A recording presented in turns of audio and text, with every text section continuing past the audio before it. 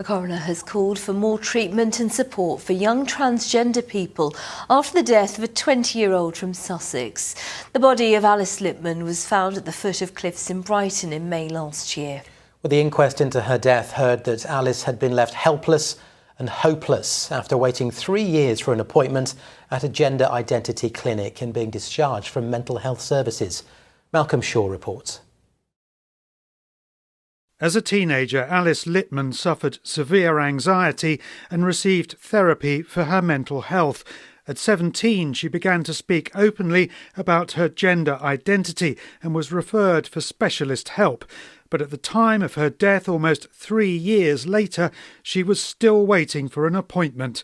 The inquest heard that she'd been left helpless and hopeless when she fell from cliffs in Brighton in May last year. We believe that if Alice had been able to access gender-affirming care when she first went to her GP in 2018, she could still be with us today.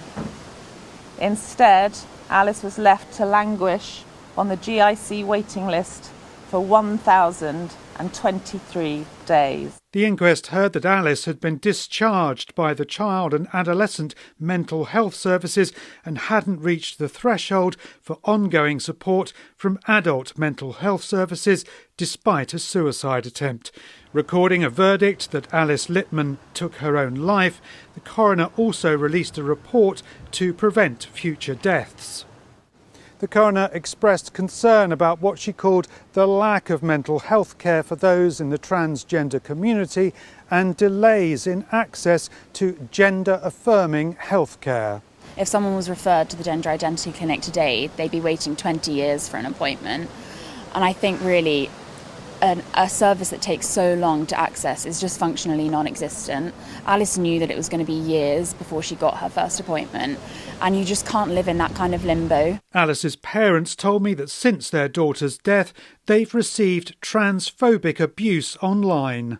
I haven't really been on social media much, but I've been curious these last few weeks, and I've had people prepared to say to my face that they're glad that my daughter died and that it's my fault. And the wait list has done its job. And that can't be acceptable in our society. Tonight, the NHS Trust involved in Alice's care said it's already improved training and will address the coroner's concerns.